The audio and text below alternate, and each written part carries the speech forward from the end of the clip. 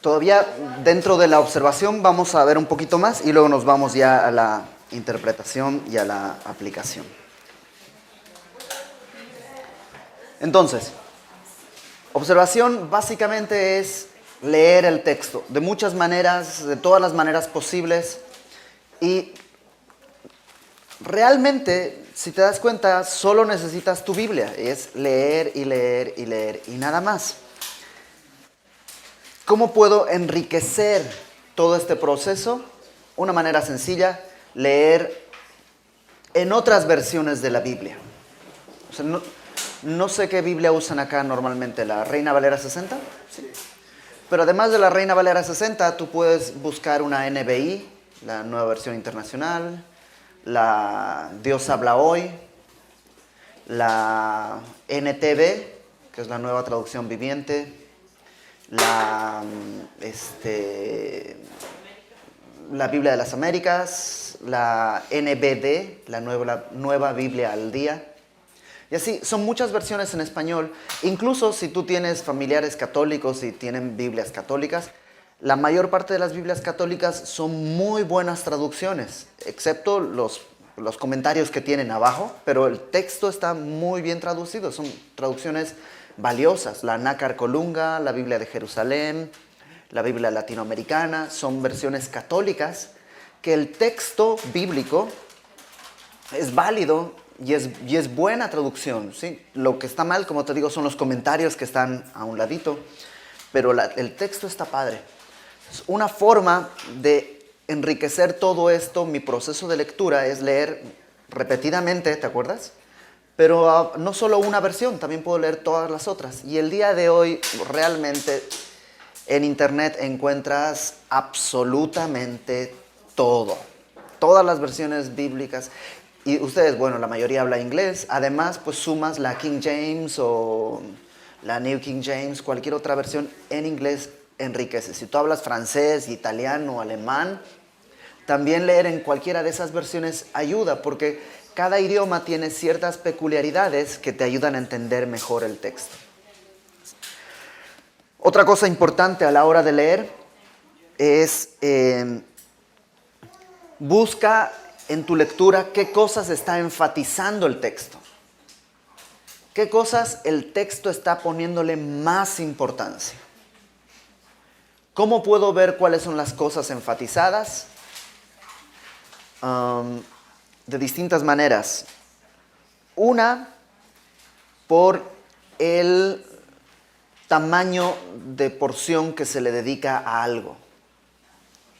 Si la Biblia le dedica mucho espacio a un tema, es que ese tema es más importante. Si le dedica poco espacio a un tema, es que ese tema no es tan importante. Entonces, por ejemplo, han estado estudiando Hechos, ¿no? Fíjate, Hechos capítulo...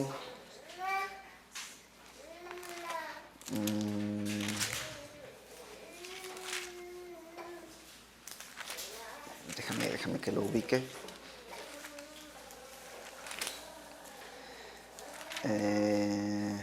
Capítulo 10. Te platico rápido la historia, aunque la estudiaron, para que entremos en contexto. En Hechos capítulo 9, Pedro llega a Jope, se queda en casa de un curtidor. En el capítulo 10 tenemos esta escena en la que un centurión, Cornelio, está orando, está buscando a Dios, se le aparece un ángel y le dice, ve por Pedro, él tiene algo que decirte. Y el centurión entonces reúne a unas personas y le dice, vayan a Jope por Pedro y tráiganlo. Mientras tanto, Pedro, ¿dónde está? Está en la casa del curtidor, en la azotea, y de pronto ve una visión, un lienzo que baja con distintos tipos de animales y escucha una voz que le dice, Pedro, mata y come. Y Pedro dice, ¿cómo crees, Señor? Nunca he comido nada impuro. Y Dios le dice, lo que yo he limpiado no lo llames tú impuro. Y esto sucede 3 veces. Entonces él no entiende qué está pasando. En ese momento llegan los hombres que de parte de Cornelio, tocan la puerta, venimos a buscar a Pedro. Y pues Pedro, el Espíritu le dice, Pedro, vienen por ti a buscarte. Entonces ve con ellos. Entonces llega, se llevan a Pedro, al día siguiente está en casa de Cornelio y una de las cosas que sucede es que vuelven a contar la misma historia.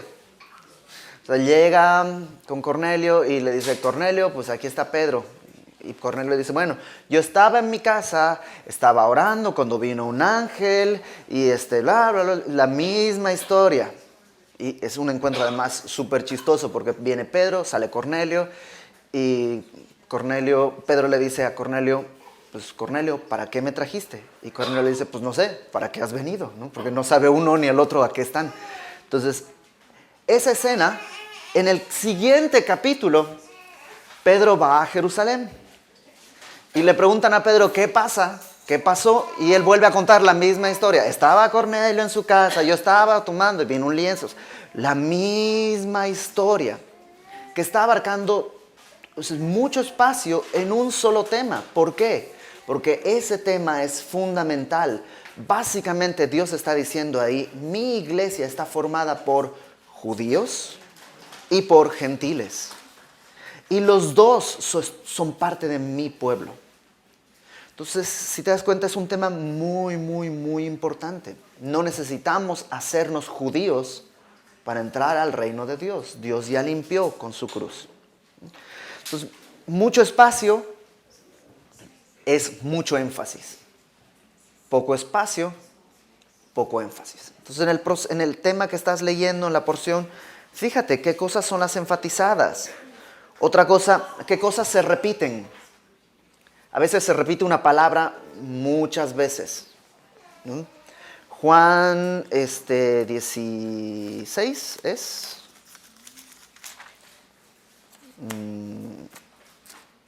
Juan 15. En Juan 15 toda la primera parte se repite la palabra permanecer, permaneced, permaneceréis un montón de veces. Entonces, ¿de qué crees que habla ese pasaje? De permanecer, ¿no? Yo soy la vid verdadera, mi padre es el labrador, todo pámpano que en mí no lleva fruto lo quitará, todo aquel que lleva fruto lo limpiará para que lleve más fruto. Y a vosotros, si estáis limpios por la palabra que os he hablado, permaneced en mí y yo en vosotros. Como el pámpano no puede llevar fruto por sí mismo, sino permanece en la vid, así tampoco vosotros, si no permanecéis en mí. Yo soy la vid, vosotros los pámpanos. El que permanece en mí y yo en él, este lleva mucho fruto, porque separados de mí nada podéis hacer. El que en mí no permanece será echado fuera como pámpano y se secará, y los recogen y los echan en el fuego y arden. Si permanecéis en mí y mis palabras permanecen en vosotros, ¿te das cuenta? Todo tiene que ver con permanecer, permanecer, permanecer, permanecer. Entonces, una palabra que se repite muchas veces es un tema que está la Biblia queriendo enfatizar. Otra cosa que es bueno buscar son cosas relacionadas entre sí. Cosas que vienen como causa-efecto. Lo acabo de leer. En Juan 15, 7 dice, si permanecéis en mí y mis palabras permanecen en vosotros, pedid todo lo que queréis y os será hecho. ¿Te das cuenta? Ahí hay una causa-efecto. ¿Cuál es la causa? Permanecer en él y sus palabras en mí. ¿Cuál es el efecto? Puedo pedir todo lo que quiera y será hecho. Entonces siempre es importante encontrar esas causas-efecto, cosas que están relacionadas. Por otro lado, también vas a encontrar cosas que están completamente divorciadas, completamente en contraste, cosas que son completamente distintas. Entonces busca cosas que son iguales, cosas que no se parecen, cosas que están relacionadas, cosas enfatizadas, cosas repetidas, etc. ¿Sí estamos bien hasta acá? Por último, para cerrar la etapa de observación, algo bien útil es hacer listas y cuadros y todo eso. O sea, resume todo lo que has observado. Puedes hacer una lista, por ejemplo, en un pasaje puedes poner reacciones ante Jesús, ¿no? ¿Cómo reaccionó fulanito? ¿Cómo reaccionó sutanito? ¿Cómo reaccionó él? ¿Cómo reaccionó aquel? Haz listas y cuadros de cosas.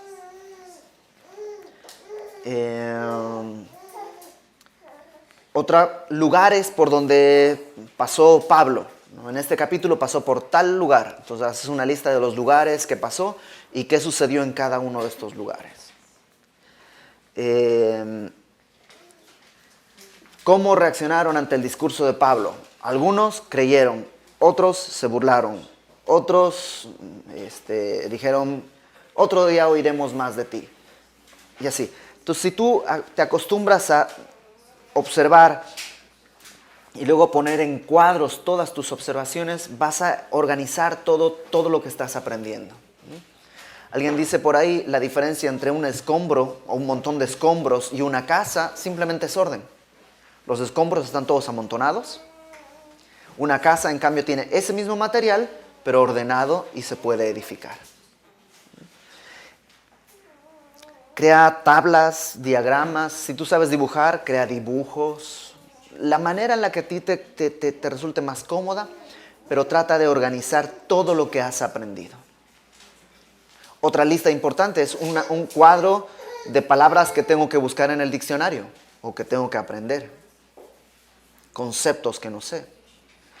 Muchas veces en lo que estás leyendo, sobre todo en el Nuevo Testamento, te dice como Moisés. Tarararara. Entonces, una buena lista es ¿qué sé de Moisés? Sé que nació y estuvo 3 meses con sus papás y luego lo echaron al río, lo rescató la hija de Faraón y así. Haz una lista de todo lo que sabes de Moisés. Todas esas cosas son importantes para entender lo que está diciendo la palabra.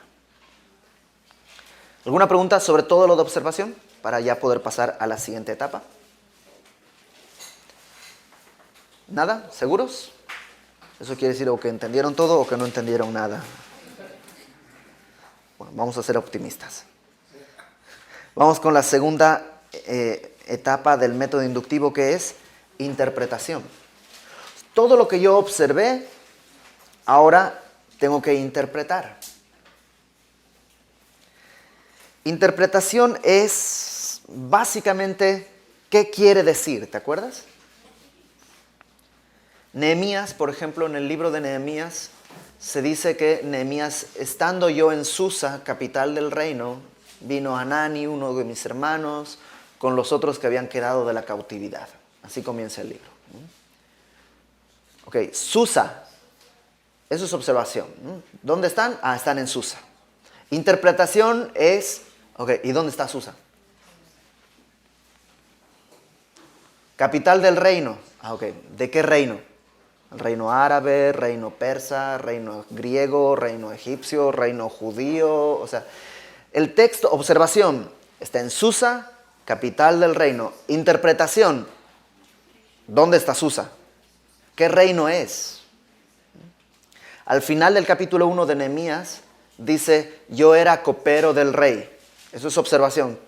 ¿Qué hacía Nehemías? Era copero del rey. Observación. Interpretación. ¿Qué hace un copero? ¿De qué rey estamos hablando? ¿Sí cachas? Entonces, ya para esas cosas, el texto bíblico necesita ayuda de herramientas. Más allá del texto, necesito diccionarios. Para saber dónde está Susa, ¿qué necesitaré? Un mapa, un atlas. Entonces, en la interpretación yo voy a sumar a mi Biblia pues toda la cantidad de libros que puedas ir comprando a lo largo de tu vida. ¿Por qué es necesario interpretar? Porque entre el texto y yo se han levantado barreras. El texto tiene 2000 años de antigüedad, el Nuevo Testamento. El Antiguo mucho más. Entonces se han levantado distintas barreras que hay que derribar con la ayuda de algunos instrumentos. Entonces vamos a ir viendo algunas de esas. Y la primera y la más sencilla es la barrera geográfica.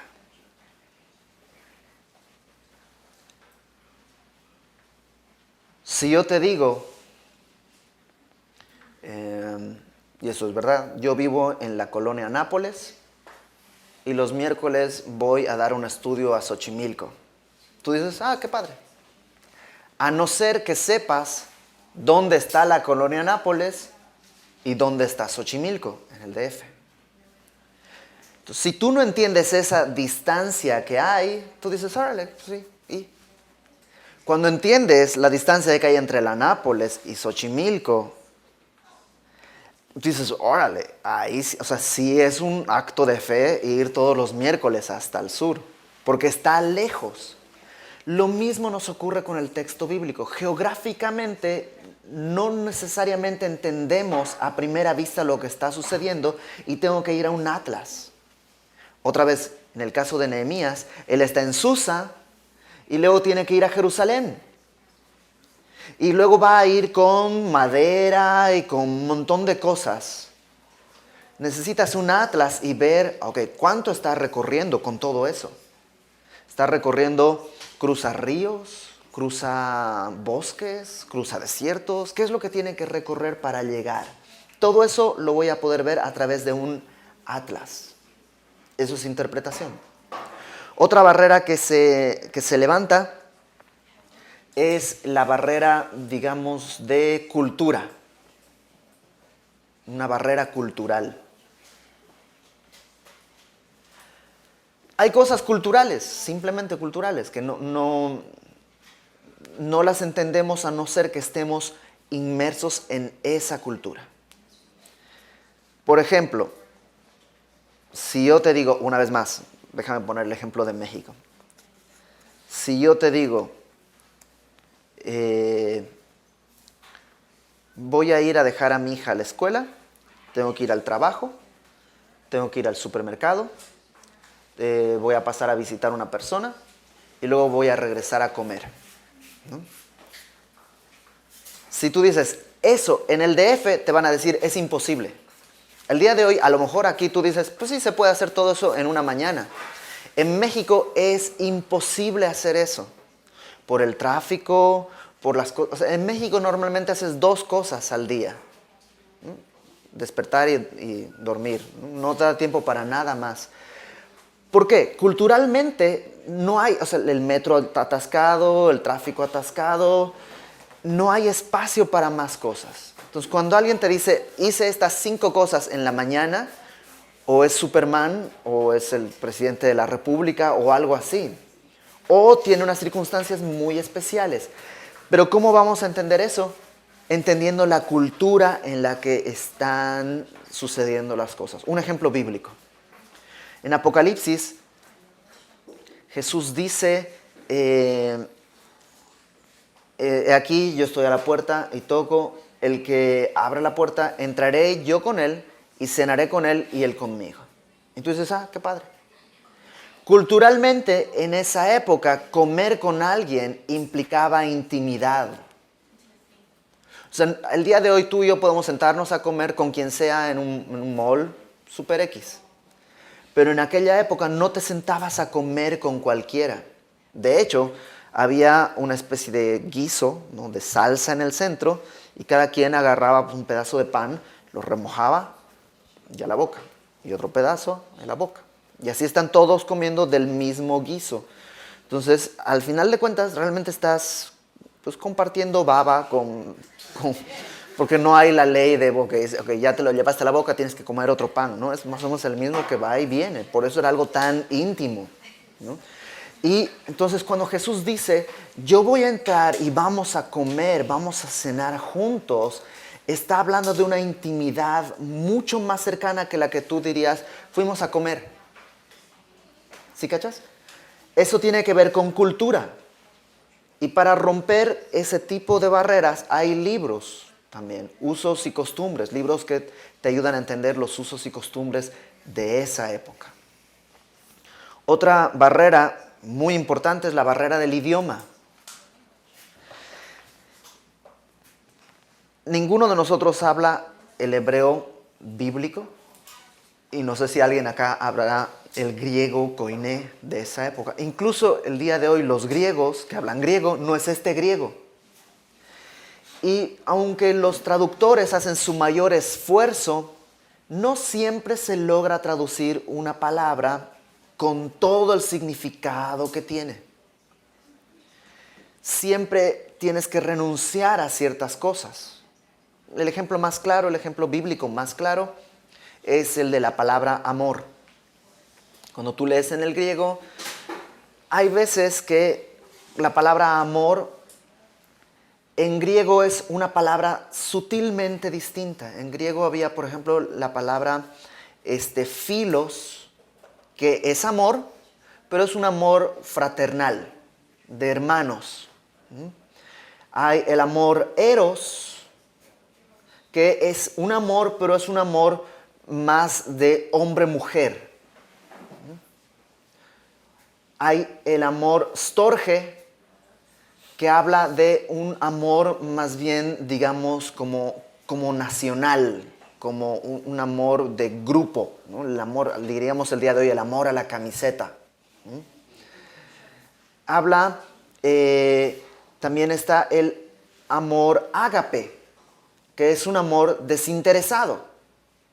Entonces, en griego tienes todas esas opciones, pero en español solo tienes amor.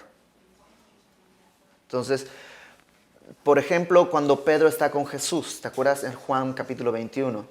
Y Jesús le dice, Pedro, ¿me amas?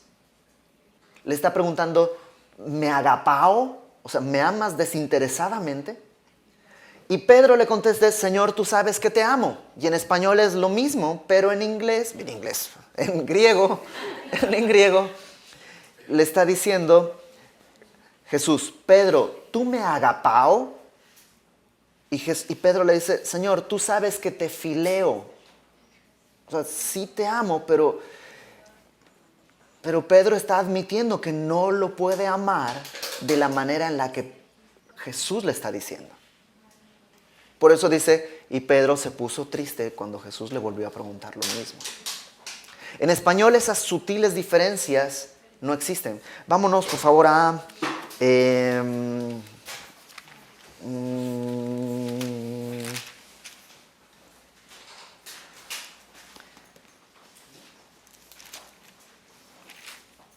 Juan capítulo 20. Y vamos a ver algunas sutiles diferencias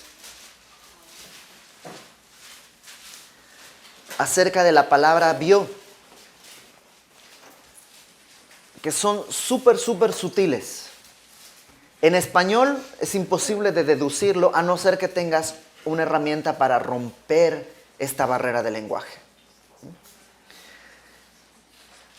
Dice en el capítulo 20 de Juan, en el primer día de la semana, María Magdalena, estamos en la resurrección, ¿no? Después de que Cristo murió, dice, María Magdalena fue de mañana, siendo aún oscuro, al sepulcro, y vio quitada la piedra del sepulcro. Entonces corrió y fue a Simón Pedro y al otro discípulo, aquel que amaba a Jesús, y les dijo, se han llevado del sepulcro al Señor, y no sabemos dónde le han puesto. Y salieron Pedro y el otro discípulo y fueron al sepulcro. Corrían los dos juntos, pero el otro discípulo corrió más aprisa que Pedro, y llegó primero al sepulcro, y bajándose a mirar, vio los lienzos puestos allí, pero no entró. Luego llegó Simón Pedro tras él, y entró en el sepulcro, y vio los lienzos puestos allí, y el sudario que había estado sobre la cabeza de Jesús, no puesto con los lienzos, sino enrollado en un lugar aparte. Entonces entró también el otro discípulo que había venido al sepulcro, y vio y creyó, porque aún no habían entendido la Escritura que era necesario que él resucitase de los muertos, y volvieron los discípulos a los suyos. Entonces, si te das cuenta, hay varios vio. Pero cuando logras romper la barrera del lenguaje, vas a ver que hay sutiles diferencias. Versículo 20, capítulo 20, versículo 1, dice que María entró y vio. Y la palabra vio ahí, en griego, es la palabra blepo. ¿Cómo lo sé? Porque hay una herramienta que se llama el diccionario Strong, que te permite ver esa palabra en el idioma original. Y esta herramienta incluso está gratuita en internet. Entonces tú puedes ir y ver la palabra tal cual. Entonces yo nada más te voy a contar el resultado. Tu tarea será en tu casa ir y checar que realmente sea así. Pero la palabra blepo que tiene ahí en el versículo 1 simplemente es ver. O sea, María llegó y vio que la piedra estaba movida. Nada más. Entonces va corriendo, le dice a Pedro y a Juan, oye, se han llevado al Señor. Y salen corriendo Pedro y Juan. Y corrían los dos juntos. Juan corrió más deprisa que Pedro. Juan llegó primero al sepulcro. Y verso 5. Bajándose a mirar, vio los lienzos puestos allí. Y la palabra vio ahí, otra vez es la palabra blepo. O sea, Juan llegó, ya no ve solo la piedra, sino se acerca y ve que hay unos lienzos puestos allí. ¿Te acuerdas que habían envuelto al Señor en unos lienzos? Bueno, los ve puestos ahí. Nada más. Pero no entró. Luego, verso 6, llegó Simón Pedro tras él y entró en el sepulcro y vio los lienzos puestos allí. También vio los lienzos, pero aquí el griego usa otra palabra, no usa blepo, usa theoreo, de donde viene nuestra palabra teoría, ¿no? Es misma raíz. O sea, vio, pero la palabra theoreo tiene que ver con algo con el entendimiento. Por eso, ¿qué es una teoría? Una teoría es un resultado que viene del proceso de haber tomado en cuenta muchas cosas, ¿no? Yo estudié esto, lo estudié de tantas maneras, de tal forma que ahora tengo una teoría al respecto. Entonces, básicamente es eso. Pedro llegó, Juan llegó y vio, mira, ahí están los lienzos. Pedro llegó y dice, ahí están los lienzos. ¿Por qué están ahí? Jesucristo estaba ahí, ahora está. O sea, hay un proceso de pensamiento mucho más profundo que una mera mirada. ¿Sí estamos? Entonces, vio el sudario, bla, bla, bla, bla. Y en el versículo 8 dice que Juan ahora entra, vio y creyó. Y este vio es mucho más profundo que el mero pensamiento. Este vio es mucho más profundo. Por alguna razón borré la palabra de aquí de mi Biblia. En un ratito la busco y te la digo. Pero es mucho más profundo porque lo lleva a creer. Ahorita te digo la palabra exacta. Entonces, si te das cuenta, hay 3 tipos de personas. Los que ven, los que, digamos, entienden y los que realmente creen. Y tú el día de hoy puedes estar entre estos. Tú dices, pues sí, ahí está Jesús. O puedes ser un intelectual. No, sí, seguramente sí, es un personaje histórico, bla, bla, bla, bla, bla. Y están los otros que ven, pero además creen. Esas sutiles diferencias no están en el español. Tienes que romper la barrera del lenguaje para poder descubrirlas en el idioma original. Sí quedó un poco claro este asunto del lenguaje, lo importante que es romper esto y poder ir y rescatar el idioma original. Entonces, barreras geográficas, barreras de cultura, barreras de idioma o de lenguaje. ¿Hasta aquí hay alguna pregunta? ¿Nada? ¿Seguros? Sí. Yo nada más quiero hacer un comentario de lo que acabamos de ver ahorita. Ajá. Anteriormente, hace algunos años también habíamos tenido la oportunidad de escucharlos. Y en esa ocasión nos comentaste, como por ejemplo en el versículo 5, aquí en Juan 25, dice que, donde dice bajándose, Exacto. vio. Dice que es como echó una mirada. Y de hecho, el versículo 5, bajándose a mirar, ¿no? Porque también vio mirar, la palabra mirar no está en el griego.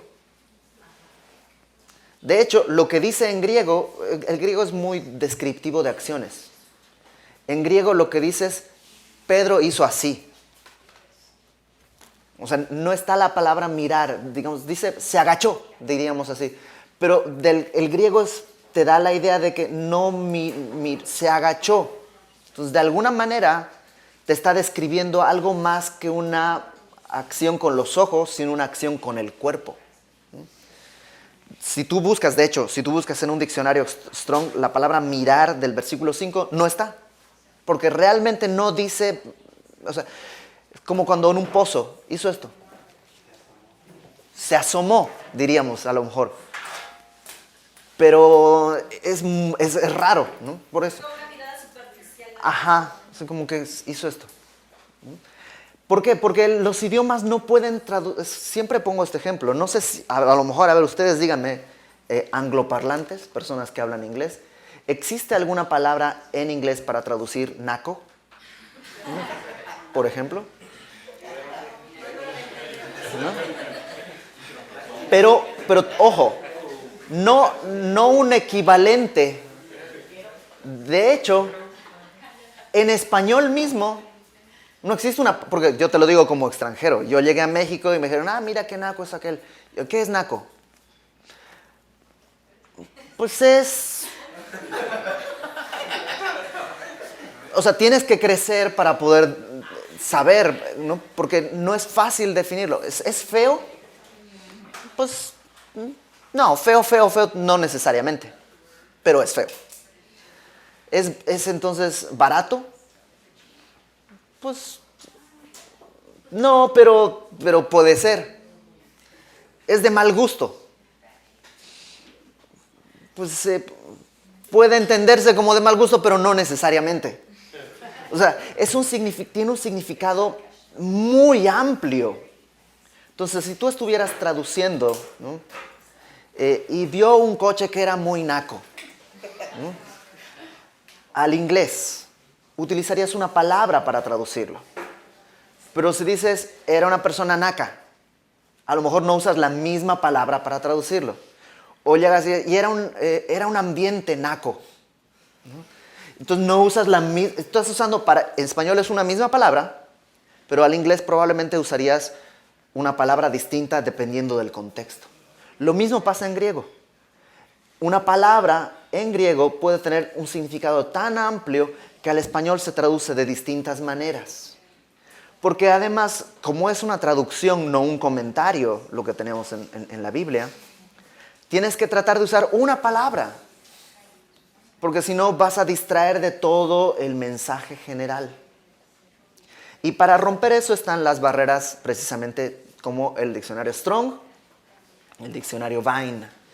Y estos dos diccionarios los encuentras en internet gratuito. Y una de las cosas que te recomiendo es que las aprendas a usar. Apréndelas a usar. Digo, no sé si aquí tienen algún diccionario Strong. Podríamos el día de mañana o en algún momento hacer un taller al respecto si no sabes usarlas.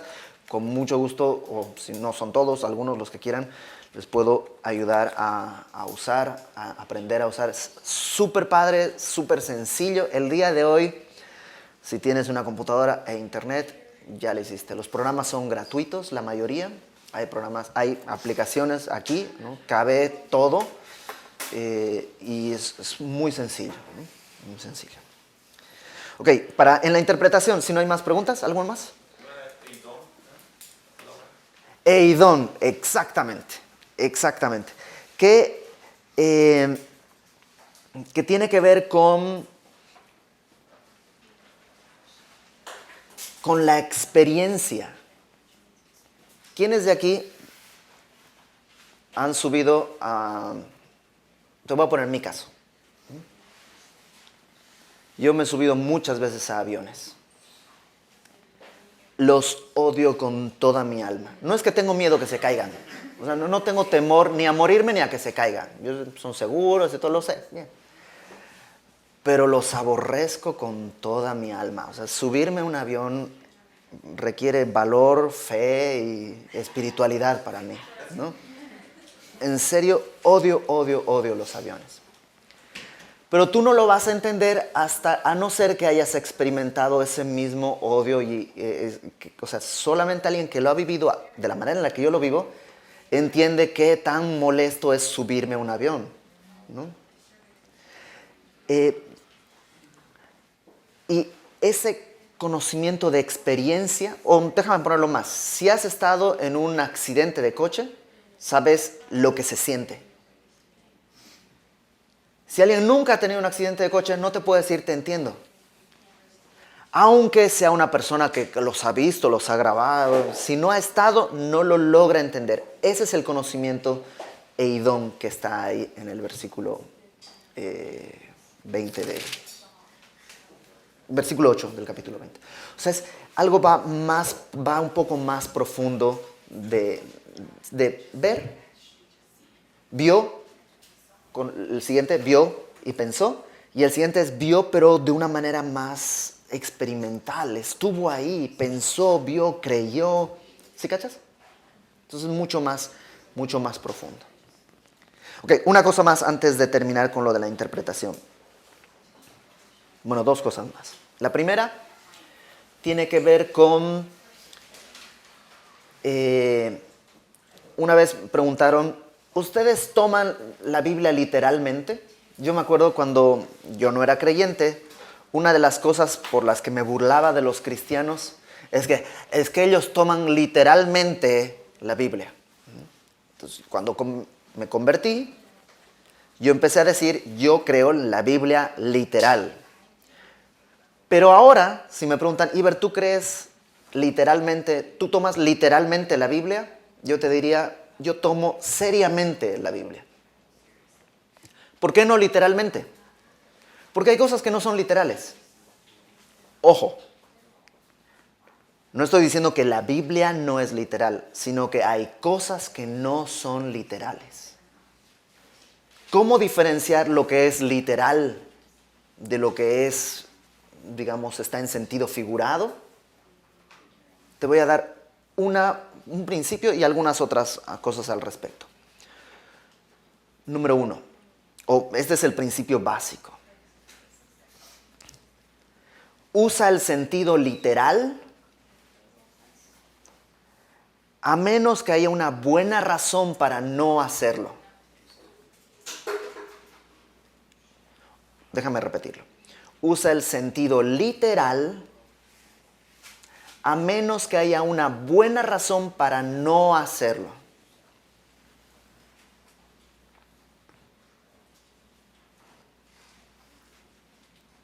Aquí van algunos ejemplos. ¿Cuándo no tomar el sentido literal? ¿No? Cuando la Biblia te dice que no tomes literalmente. Por ejemplo, si te dice, he aquí les dijo una parábola. ¿Es literal? No, pues es una parábola. Una parábola esencialmente es sentido figurado. Cuando se utilizan las palabras como, sus ojos eran como llama de fuego, sus pies como bronce bruñido. ¿Sus pies son de bronce bruñido? No, son como bronce bruñido. Sus ojos son como llama de fuego. Entonces, hay que estar atentos, ¿no?, en la observación para que los pasajes en que la Biblia te está diciendo esto no es literal, es una parábola, es una historia, es un sueño, no son literales, son simbólicos. Pero hay cosas como la creación, la Biblia no te dice que no es una metáfora entre un hombre y una mujer, ¿no? La Biblia habla de Adán y la Biblia habla de Eva, eso es literal, no hay ninguna razón para hacerlo una metáfora. ¿Sí cachan? Otra razón para tomarlo en sentido figurado sería dependiendo del pasaje. Si estás en Salmos, los Salmos son poesía. Entonces, probablemente hay cosas muy metafóricas. Cuando habla de refugiarme bajo la sombra del Omnipotente. ¿Dios tiene sombra? Realmente no. Entonces, ¿a qué se refiere? Las alas, cuando habla de Dios como que cubriéndonos con sus alas. ¿Dios tiene alas? No, pero, y no te dice como si tuviera alas. O sea, el texto no te lo dice, pero es un salmo. O sea, en el contexto obviamente es poesía. Y ahí no estamos hablando de algo literal. No puedes armar una doctrina acerca de los brazos de Dios o las alas de Dios, porque es un salmo. Está tratando de expresarte más una sensación o un sentimiento que algo literal. Entonces, dependiendo del pasaje, tienes que ser más figurado que literal. Eso no puede suceder en Romanos, por ejemplo. Romanos es una carta doctrinal, mucho más cerrada en su significado, etc. ¿Sí queda claro? Y una más, ¿cuándo tomar en sentido figurado? Cuando el sentido literal es absurdo, imposible o inmoral. Cuando Jesús dice, el que no come mi carne y bebe mi sangre, ¿es literal? No, ¿por qué? Porque estaría yendo en contra de la palabra, sería absurdo, sería inmoral. O cuando Jesús dice, yo soy la puerta, ¿es literalmente una puerta? No, porque pues, no, pues, es imposible. Entonces, tomemos la Biblia con seriedad, siempre literal, a no ser que hubiera una buena razón para no tomarlo de manera literal. Déjame darte ahora nada más 4 advertencias, 4 peligros que normalmente corremos a la hora de interpretar.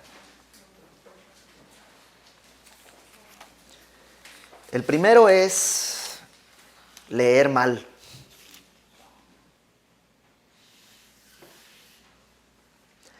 Leer mal.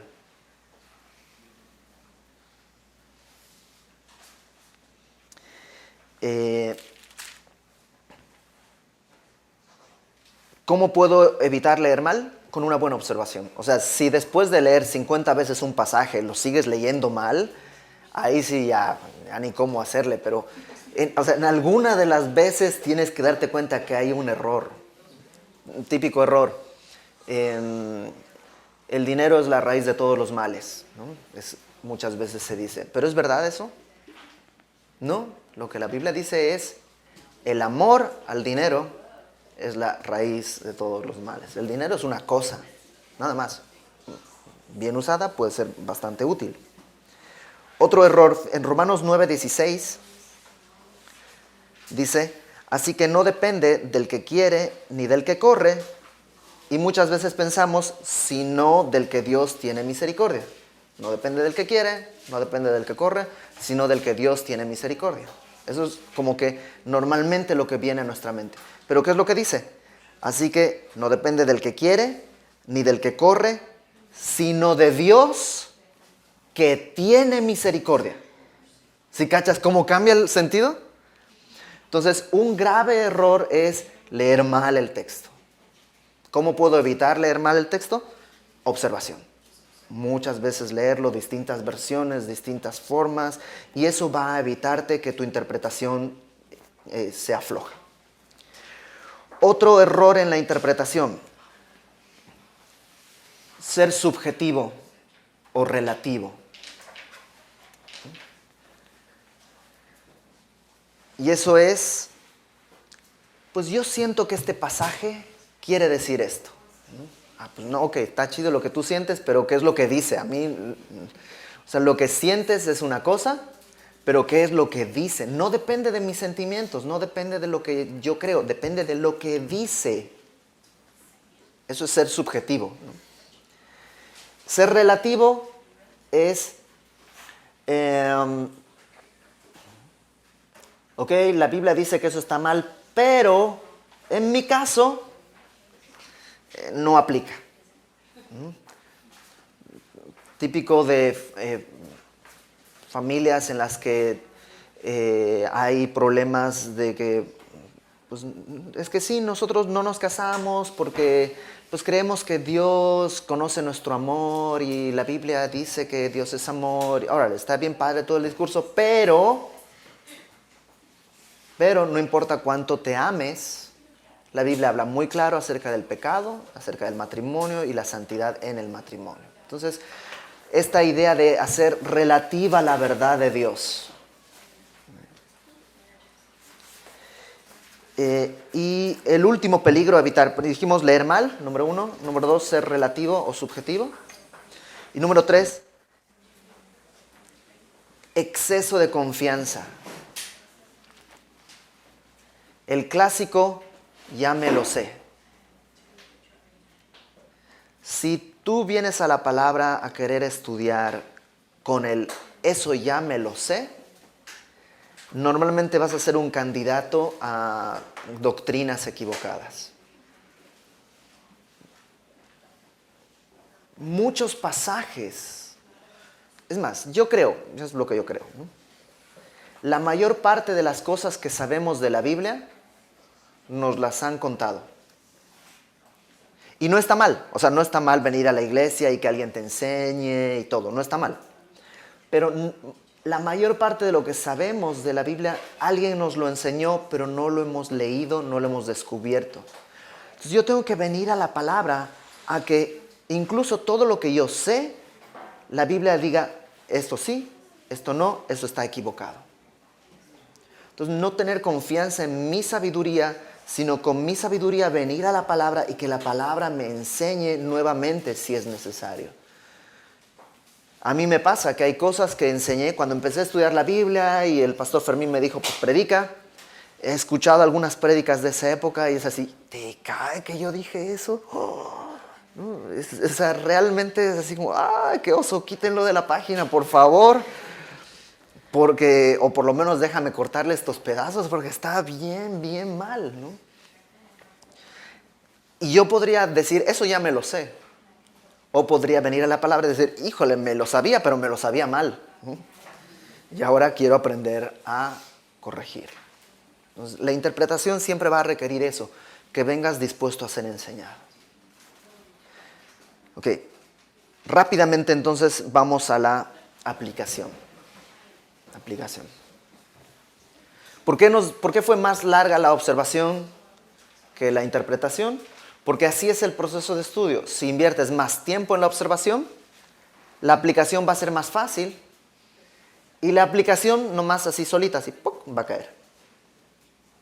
Si tú observas muy poquito, vas a requerir mucho de interpretación y normalmente interpretación equivocada. Y la aplicación va a ser muy difícil. Entonces, por eso también el proceso de enseñanza es más énfasis en la observación, menos en la interpretación, y la aplicación la vamos a ver rapidísimo. ¿Hasta aquí alguna pregunta sobre la interpretación o sobre lo anterior? ¿Nada? Sí. ¿Qué porcentaje consideras que se le dedica a la observación? Ok, aquí va una confesión. Yo no hago nada de esto. No, no es cierto. No es tan terrible la confesión. A la hora de estudiar, no se puede como partir el cerebro. Estoy observando, ahora voy a interpretar, ahora voy a aplicar. O sea, no se puede. Va todo bastante mezclado, ¿no? De manera didáctica es bueno verlo así. Pero a la hora de observar siempre vas interpretando cosas. O sea, mira, aquí entendí esto. Pero ¿cómo voy? La observación es solo tu Biblia. Solo tu Biblia. Y yo creo que ahí está, en porcentaje, ese tendría que ser por lo menos el 60 al 70% de tu tiempo de estudio. La interpretación es ya lo fácil, es donde vas a los diccionarios, los comentarios, las otras ayudas, ¿no? Y yo diría que eso te requiere un 20%. Entonces 70 y 20 son 90. Y el 10% es la aplicación, porque ahí sí está, o sea, nada más es saber, pues esto aprendí. Es mucho más fácil. Normalmente el primer error es querer llegar a la aplicación rápido, ¿no? ¿Sí? Entonces, observación, ya lo leí. Entonces voy al comentario. Voy, aprendo eso. Interpretación, ¡paf! Y ya salí. Y eso, lo que te digo es que es peligroso. Porque vas a interpretar cosas raras, ¿no? Vas a sacar de contexto las cosas. Yo supongo que lo han visto, pero Santiago en capítulo 1 está, creo yo, uno de los errores más graves que tenemos en la doctrina cristiana el día de hoy.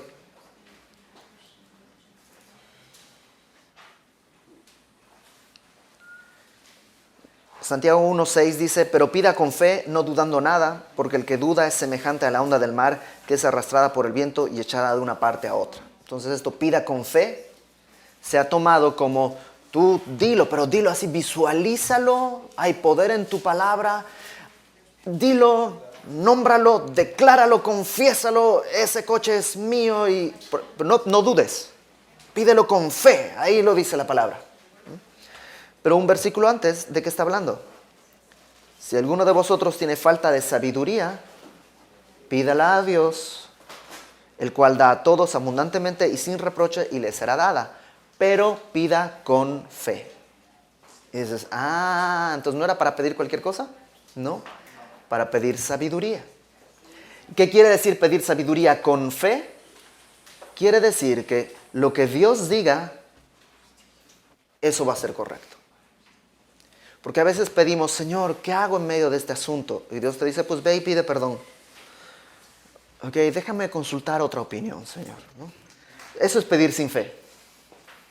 Eso es pedir sin creer lo que Él está diciendo. Y el que pida así, no piense que va a recibir nada. Nos pida sabiduría, pero pida con fe. Y si tú quieres extender esto un poquito más, un paso atrás está hablando de la prueba. O sea que en medio de la prueba no necesitas escape, no necesitas salir, sino necesitas sabiduría. Entonces, si te das cuenta, el contexto siempre va aclarando todo. Ok, vamos rápidamente a la aplicación. Y en la aplicación, que es cómo funciona esto en mi vida, no si funciona, porque sí funciona, simplemente cómo funciona, te doy rápidamente un par de cosas que tenemos que encontrar. La forma en la que yo voy a relacionar mi vida con lo que dice la palabra, generalmente es a través de principios bíblicos. Muchas cosas han cambiado de la palabra al día de hoy. La forma de movernos, el idioma, muchas cosas han cambiado. Pero las verdades fundamentales siguen ahí. Lo que yo tengo que hacer es extraer esa verdad a mi vida. Por ejemplo, Romanos capítulo 13.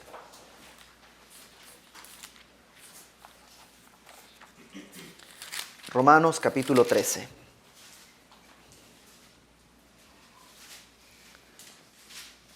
El día de hoy nosotros no tenemos emperadores y no tenemos reyes, por lo menos en esta parte del mundo, ¿no es verdad? Pero Romanos 13 dice, sométase toda persona a las autoridades superiores, porque no hay autoridad sino de parte de Dios, y las que hay por Dios han sido establecidas. De modo que quien se opone a la autoridad, a lo establecido por Dios resiste, y los que resisten acarrean condenación para sí mismos, etcétera, etcétera. Entonces, ¿qué verdad de aquí puedo extraer? Una verdad que sea fundamental y aplicada a toda persona. Las autoridades han sido puestas por Dios. Entonces, si eres hijo, tus autoridades son tus papás. Y tus papás, sean quienes sean, han sido puestos por Dios. Quien resiste esa autoridad acarrea condenación contra sí mismo. O sea, si eres hijo y desobedeces a tus papás, nomás te estás haciendo la vida imposible. Si tú eres una persona empleada en algún trabajo, tu jefe ha sido puesto por Dios, pero es un corrupto y es un no sé qué y un no sé cuánto. No importa, fue puesto por Dios. El presidente, no sé qué funciona acá, el presidente municipal, no sé cómo funciona acá, pero toda autoridad, el policía, ha sido puesto por Dios y hemos sido llamados a sujetarnos a esa autoridad. Entonces, aunque yo en la Biblia voy a encontrar acerca de reyes y cosas así, puedo tomar eso como autoridad y tomar el principio que me permite vivir. Y ese principio me va a ser aplicable a cualquier etapa de mi vida. Si soy niño, mi autoridad sigue este mismo principio vigente. Cuando ya sea yo el presidente del país, de todos modos, sigo entendiendo este principio. Porque, ok, ya soy autoridad. Bueno, fuiste puesto por Dios. Y más abajo dice, ¿para qué? Eso es lo que me permite a mí encontrar. Entonces, cuando tú lees historias que son muy extrañas y cosas, lo que tengo que buscar es cuál es el principio bíblico que está aquí en medio y cómo puedo tomarlo para que el día de hoy mi vida siga regida por eso. Acompáñame a 2 Samuel rápidamente.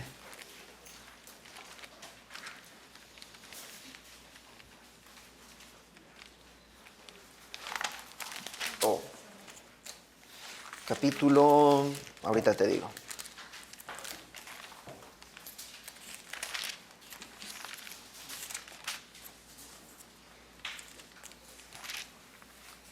Capítulo 11.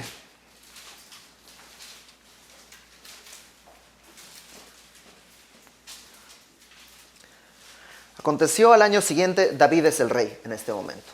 Ya está el arca en Jerusalén, ya está todo bien, los enemigos han sido derrotados, está el imperio bastante en paz.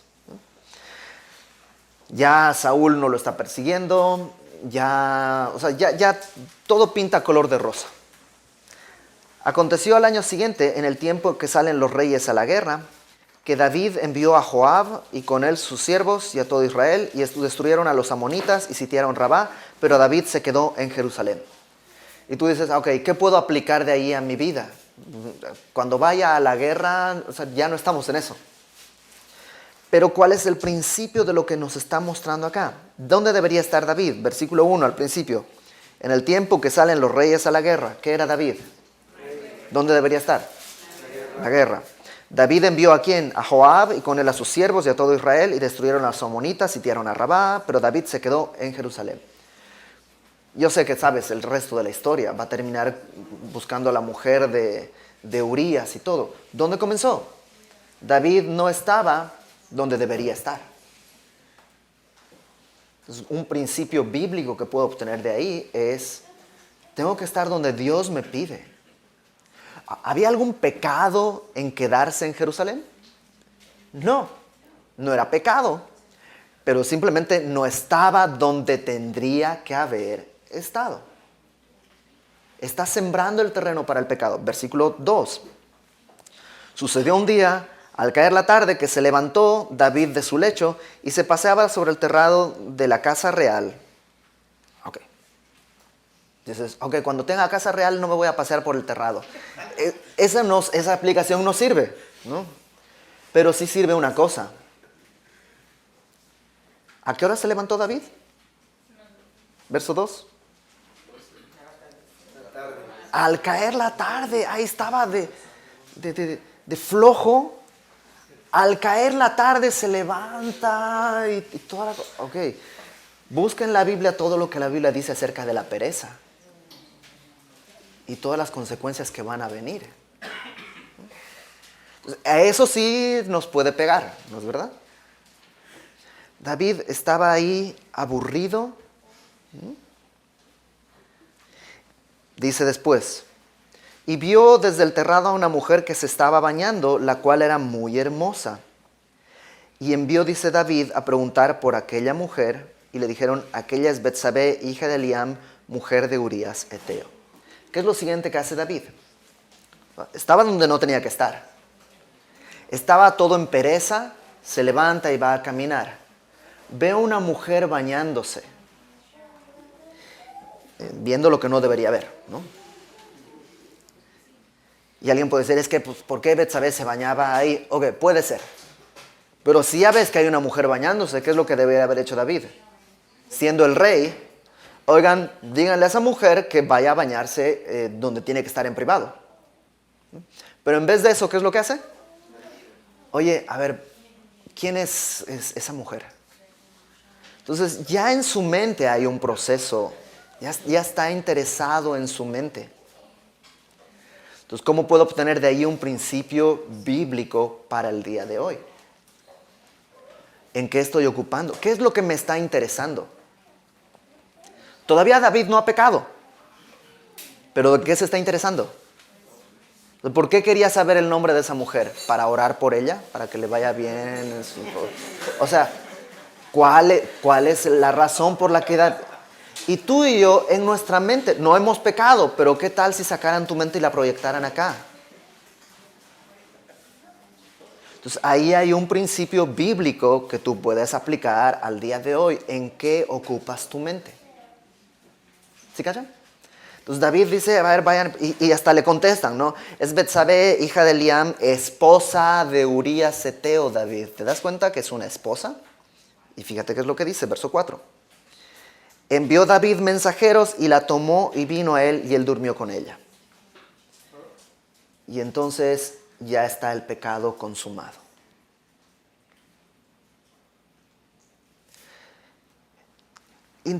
cómo relacionarme con esta historia a través de principios bíblicos, lo que fuimos haciendo, ¿no? Tomo la historia y de aquí saco un principio bíblico. Ahora, los principios bíblicos deben ser válidos en toda la Biblia. Por ejemplo, ¿cuál fue el primer versículo bíblico que tomamos? Estar donde tienes que estar, ¿no? ¿Cuánto habla Dios en la palabra acerca de estar en el centro de su voluntad? Sí. Una y otra vez, Dios quiere que estemos en algún lugar específico. Lo puedes buscar en toda la Biblia. El que me viene a la mente, Salmo 73.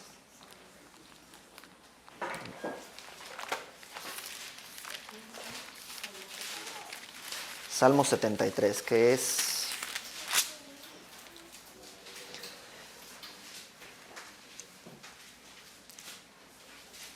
desde el versículo 2. En cuanto a mí, casi se deslizaron mis pies, por poco resbalaron mis pasos, porque tuve envidia de los arrogantes, viendo la prosperidad de los impíos, porque no tienen congojas por su muerte, pues su vigor está entero, no pasan trabajos como los otros mortales, ni son azotados como los demás hombres. Y si te das cuenta, es algo muy normal, ¿no? ¿Por qué él tiene si no es ni cristiano? Y aquel otro, mira, está haciendo tranzas y mira cómo le va. O sea, como que estaba viendo y se empieza a enojar por lo que a otros les va mejor que a él. No pasan trabajos, en verso 8 se mofan, hablan con maldad de hacer violencia, hablan con altanería, ponen su boca contra el cielo.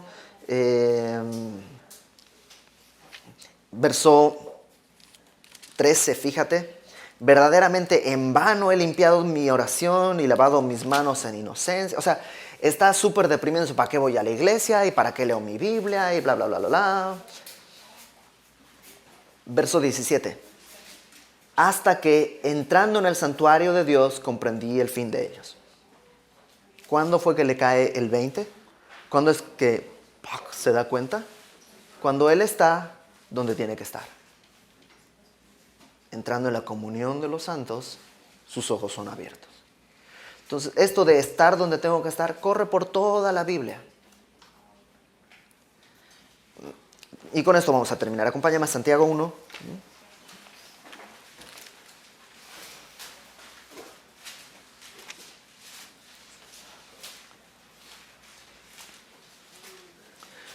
Porque tú dirías, pues es que realmente pobre David. Estaba ahí en su casa y tuvo una tentación por una mujer que se estaba bañando. Pobrecito David, que lo ponen en tentación. Fíjate lo que dice Santiago 1, versículo 12. Porque nuestro principio bíblico era, ¿en qué estás pensando? ¿No? ¿En qué ocupas tu mente? Santiago 1, versículo 12. Bienaventurado el varón que soporta la tentación. Y ahí es tu primer... O sea, el que es tentado tiene la oportunidad de ser bienaventurado. ¿Sí? O sea, cuando viene la tentación a tu vida, es una puerta para ser bendecido. ¿Cómo? Ahí dice, soportando la tentación. Bienaventurado el varón que soporta la tentación. ¿Por qué? Porque cuando haya resistido la prueba, recibirá la corona de vida que Dios ha prometido a los que le aman. Ahí tienes dos opciones, soportar la tentación y recibir la corona de vida, o ceder a la tentación y recibir una corona de muerte. Pero fíjate después, verso 13. Cuando alguno es tentado, no diga que es tentado de parte de Dios, porque Dios no puede ser tentado por el mal, ni Él tienta a nadie. O sea, Dios no puso a Betsabé ahí para tentar a David. El problema no era en Betsabé. Verso 14. Cada uno es tentado cuando de su propia concupiscencia es atraído y seducido. Déjame ponerlo de esta manera. Betsabé, en vez de bañarse, podría haber estado vestida y colgando la ropa y hubiera terminado exactamente igual la historia. ¿Por qué David fue atraído y seducido de su propia concupiscencia? ¿Qué dice después? Sino que, verso 14, cada uno es tentado cuando de su propia concupiscencia es atraído y seducido. Pero todavía no hay pecado. Entonces, la concupiscencia, después que ha concebido, da a luz el pecado, y el pecado siendo consumado da a luz la muerte. Entonces hay un proceso en la mente que, empieza a pensar, su concupiscencia lo seduce y ahí está, y luego manda a preguntar cómo se llama y ya está, el pecado ha dado a luz el pecado, todavía no lo ha consumado, pero ahí está, ya manden a traer a Betsabé, pero ahora ya consumado el pecado, viene la muerte. Pero antes de llegar a la muerte, hubo un montón de tiempo en el que David pudo haber frenado. ¿En qué estaba ocupando su mente? No en lo correcto, sino en su propia carne. Entonces, si te das cuenta, el principio que tomamos, ¿en qué ocupas tu mente?, tiene apoyo bíblico. Y muchos más. Aquí tomé uno que se me ocurrió, pero hay muchos más. Entonces, cuando llego a la aplicación, tengo que obtener los principios bíblicos. Tienen que ser bíblicos, o sea que apoyados por otros versículos, no son verdades únicas, sino tienen que estar a lo largo de toda la Biblia. Y tienen que ser válidos para el día de hoy. Si mi principio bíblico es no tengo que pasear por el terrado de la casa cuando sea el rey, no tiene validez para el día de hoy. Bueno, ¿alguna pregunta? ¿Alguna cosa que decir al respecto acerca de todo el método? Observación, interpretación y aplicación. ¿Nada? Pues oramos y ya, ¿no? Señor, gracias porque tú no escondiste tu verdad de nosotros. Tú nos la dejaste escrita y tu Espíritu Santo está para imprimirla en nuestros corazones. Ayúdanos a acercarnos a tu palabra con fe. Te ruego, Señor, pon en nuestros corazones hambre y sed de tu palabra. Y aun cuando hay cosas que no entendemos, sabemos que tu Espíritu Santo está aquí para revelárnosla. Gracias por tu palabra, por los hombres que dejaron escritas estas cosas que tú les dijiste. Gracias por las personas que desarrollaron este método de estudio, que es sencillo, que es fácil. Y gracias porque tenemos una Biblia en nuestras manos y la libertad de poder estudiar. Ponemos en tus manos nuestras vidas, Señor. Haz en nosotros como tú quieras, para la gloria de tu nombre, en el nombre de Jesús. Amén.